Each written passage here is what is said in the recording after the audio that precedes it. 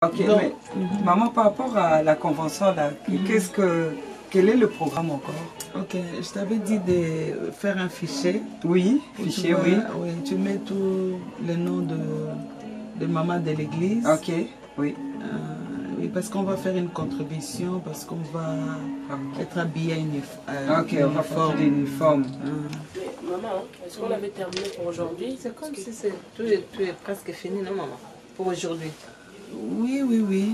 Apparemment, tout est fini, mais on avait des petites affaires à faire avec ce qui concernait la logistique pour la convention. Mais c'est beau, c'est fini. Pourquoi voulez-vous? Excusez-moi, maman, moi j'ai un programme, j'ai une fête ce soir, je suis un peu pressée. Je voulais savoir si on avait terminé pour que je puisse partir. J'ai des choses à acheter pour ma fête ce soir. Mais il y a quand même des choses qu'on devait poser à maman pendant que nous on était en train de parler. Elle était en train de parler des problèmes des gens des fêtes, comment son mari se comporte quand ils vont à une fête. Et il la demande tout le temps d'aller. Tu expliques à maman d'aller danser, la musique mondaine. Et moi, non, mais c'est vrai que... On est des chrétiennes, là. Moi, je vais avec mon mari. Mon mari, il boit, mon mari va dans les fêtes, je l'accompagne, puis au moins on est ensemble. C'est dans la belle famille qu'elle veut aller. Dans en tout cas, moi, je vais dans les fêtes, j'ai pas de problème. Et puis maman, elle disait que non, les fêtes, j'ai dit, ah, vous voyez toujours tout spirituel, vos mentalités. Moi, mon mari, au moins je suis avec mon mari. Au lieu qu'il me laisse là-bas, on ne sait pas qu'est-ce qui se passe. Donc je m'apprête pour l'accompagner. Tu danses et tu chantes. Tout ça, maman. Oh, gloire au Seigneur. J'aime ça quand vous venez avec de tels problèmes parce que je préfère que vous confiez à l'église au lieu d'aller vous confier ailleurs. Parce que si vous allez ailleurs, c'est sûr que vous allez pédaler et vous allez faire une fausse route. C'est bien d'aller dans une fête. Ce n'est pas mal. Ce n'est pas interdit dans la Bible de ne pas fêter. Il y a un endroit où on a dit qu'il faut mieux aller dans une maison de deuil que dans un endroit de fête. Mais on n'a pas dit de ne pas aller. Mais n'oubliez pas, Paul nous dit, tout est permis, mais tout n'est pas utile. Le fait en soi, c'est on va marier nos enfants, on va faire des fêtes. Nous-mêmes, des fois, on fait aussi des fêtes, ce n'est pas bon. Mais tout est permis, mais tout n'est pas utile. Maman, je m'excuse. Excusez-moi. Je sais que vous êtes maman pasteur, que vous avez une opinion assez, pas particulière, mais en tout cas précise sur des choses. Maman, tout n'est pas permis, n'est pas utile. C'est moi, j'ai créé la fête. La fête existe. Je dois m'amuser, je m'amuse avec mon mari. Quel est le problème? En plus, elle doit obéir parce qu'on parle aussi de l'obéissance. Quand tu vas dans une fête et ton mari te demande je l'accompagne, danser avec lui. Fali, Poupa, je sais pas, oui, tout ça. On connaît. Qu'est-ce qu'il va faire? Maman, quel est le mal? Je suis avec mon mari, je l'accompagne. Parce qu'à l'église, vous nous dites que non, on doit être avec nos maris, soyez soumis. Et quand on est soumis, vous nous dites, en tout cas, vous emmenez beaucoup de difficultés dans les couples, aussi, hein? Mais c'est pas mauvais. Est-ce qu'un verre de bière, ça n'a jamais été... Qu'est-ce qu'elle doit faire comme ça? Elle doit refuser, maman? Elle doit obéir, n'est-ce pas? Écoutez, mes filles, un chrétien, une chrétienne doit faire des choses selon une règle de priorité. Il y a des choses où, pour quelqu'un qui veut aller loin avec le Seigneur, qui va bafouer. Si je vous raconte l'histoire de Joseph, la femme de Potiphar lui proposait qu'ils sortent ensemble. Il pouvait le faire en cachette, que personne ne le sache. Joseph allait être bien traité dans cette maison. Cette femme avait l'argent. Cette femme avait l'argent. C'est une femme qui avait l'argent et tout. Et si elle proposait à Joseph de sortir, s'il sortait, cette femme allait entretenir Joseph. Mais pourquoi Joseph a refusé? Parce que Joseph savait là où le Seigneur allait l'amener. Une femme qui veut aller loin avec le Seigneur, il y a des choses qu'il doit considérer banales, futiles, rien. Je vais vous parler de fête. Le fait en soi, je me répète, le fait n'est pas mauvais. Mais par rapport à ta vie chrétienne, qu'est-ce que ça va amener? Dis-moi. La soumission, la Bible, quand il parle de la soumission dans le livre d'Éphésiens 5, la Bible nous dit que nous puissions nous soumettre à nos maris. Mais dans le livre on nous dit selon le Seigneur. C'est-à-dire pour les choses qui glorifient Dieu. La limite, c'est les choses qui glorifient Dieu.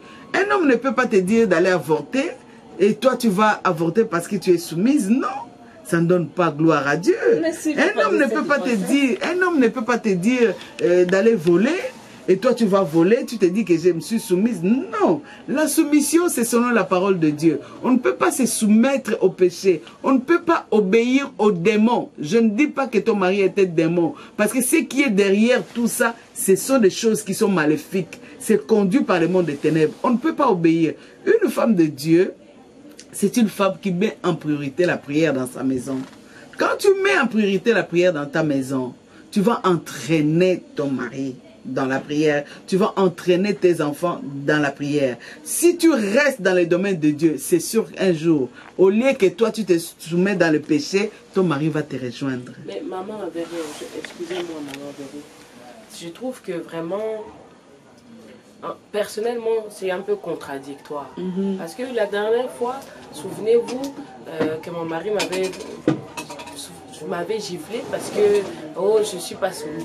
Vous m'avez dit qu'il faut être soumis. Mais soumis, le mari c'est le chef. Mais si le chef veut qu'on sorte, moi je suis sa femme. Je dis non, en cause de quoi? À cause de quoi? Pourquoi? Parce qu'il ne s'agit pas d'aller dans les fêtes tous les jours. C'est peut-être le week-end pour se détendre. Vous-même, vous connaissez la vie du Canada, le stress et tout ça. On peut savoir passer du temps ensemble. Je pense surtout quand c'est une fête de la belle famille. Comment tu peux refuser parce que tu risques encore de te créer des problèmes?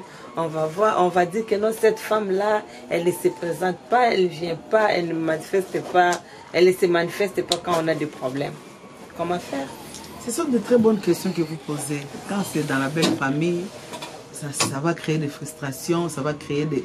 On dit, et puis ça va ramener les couples dans le chicane. Il y a une façon de gérer.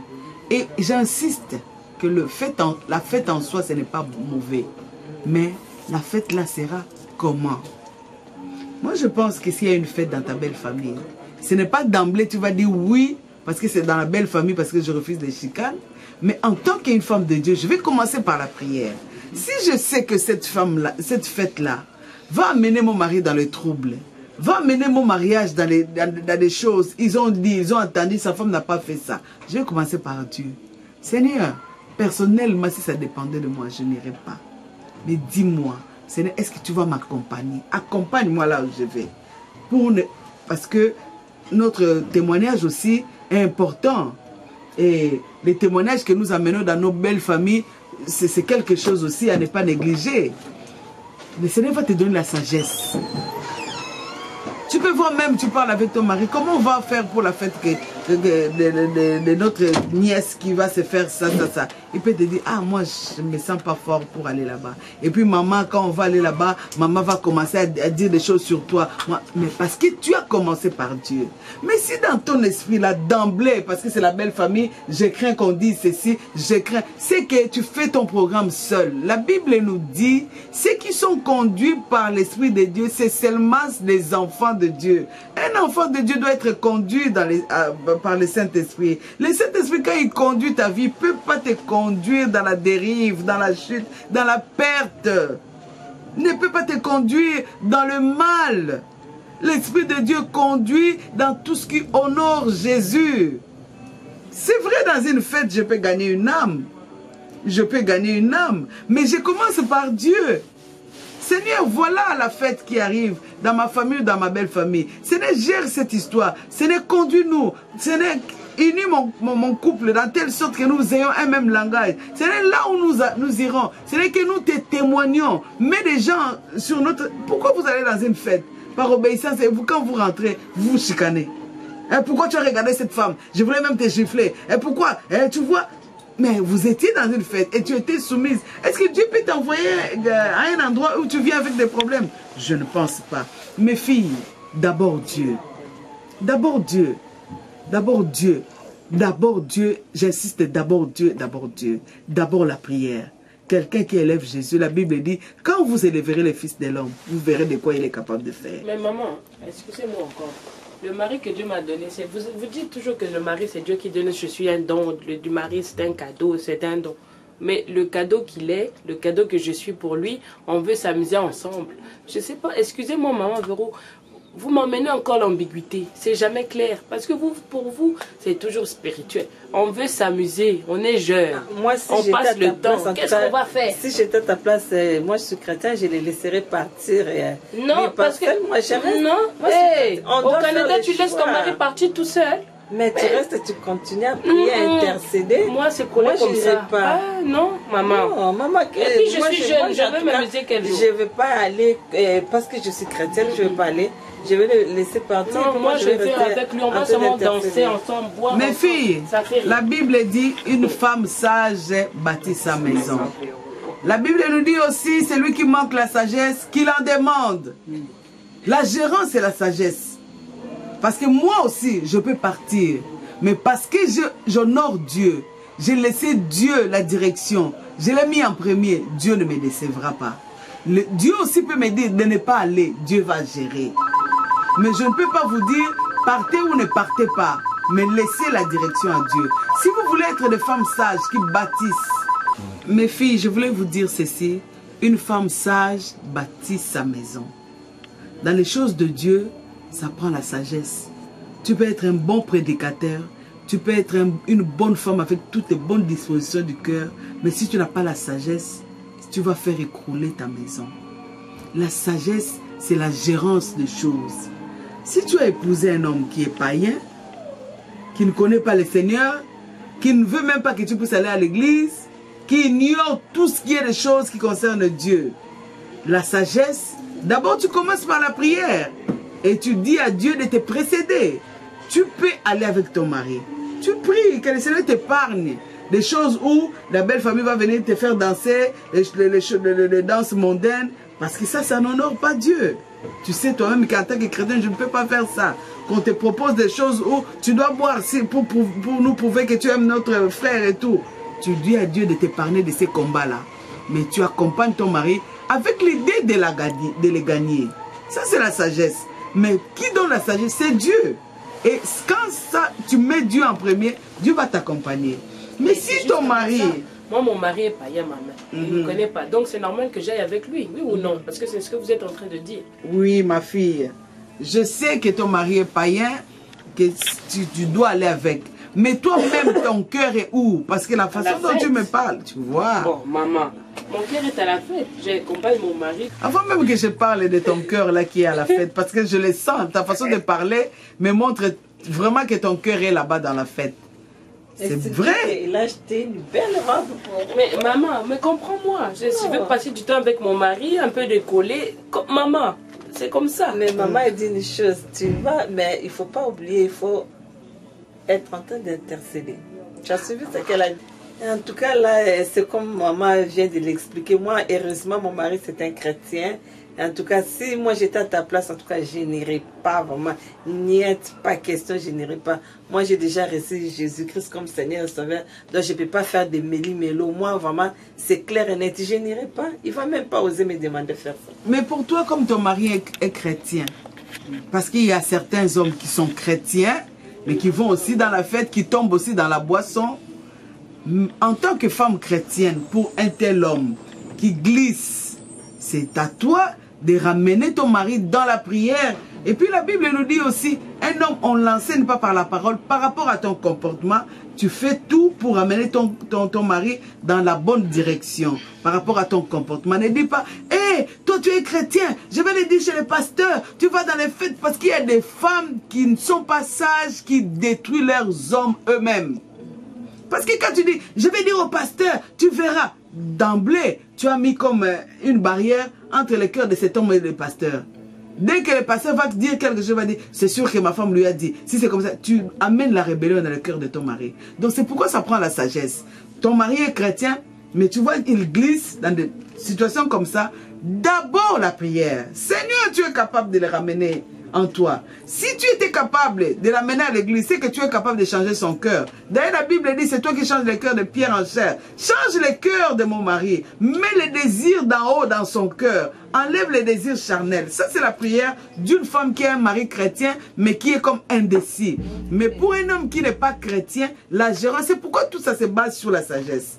Pour un homme qui n'est pas chrétien, qui veut, mais toi la femme chrétienne, si ton cœur est aussi dans la fête, ton cœur est falli, ton cœur est mettre des bijoux, comme me voit, c'est qu'il y a quelque chose qui ne va pas aussi dans ta vie chrétienne, parce que tu ne connais pas les priorités de la vie chrétienne. La Bible dit, Jésus même pour choisir les disciples, il a commencé par la prière. Toi la vie de la prière, dès qu'on t'annonce la fête, ta tête est là.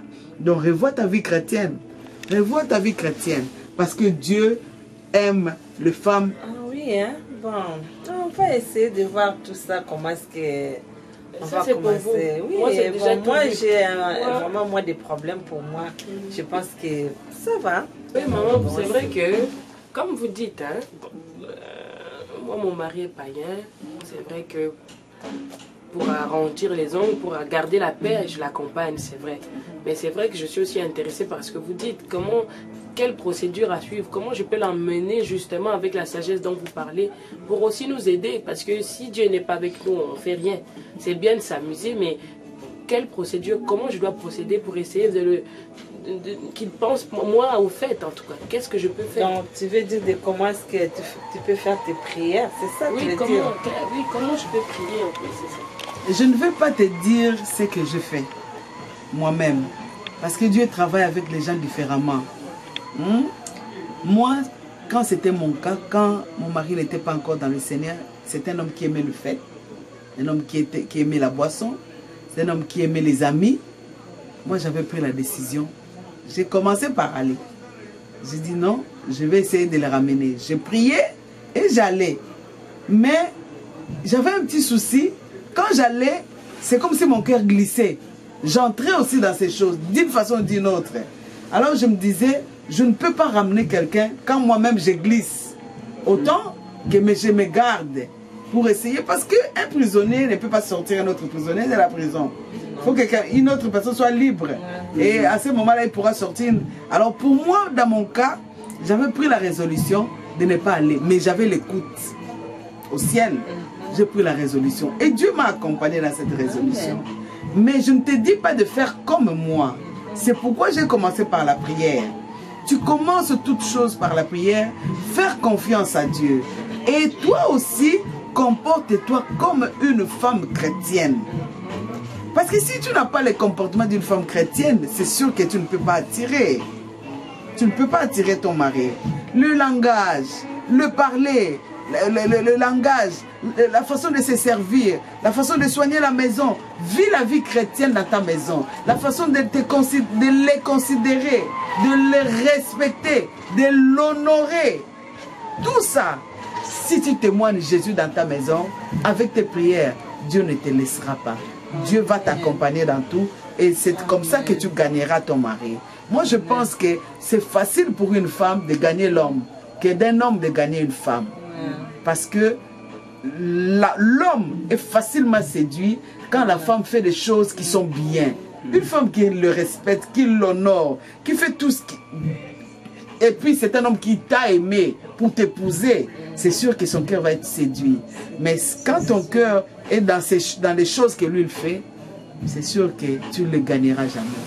Vraiment, il faut prier. Okay. Merci beaucoup, maman. Je vais essayer. Ça va marcher. Merci, maman. Que Dieu vous bénisse abondamment. Merci, maman. J'espère maintenant là on a fini.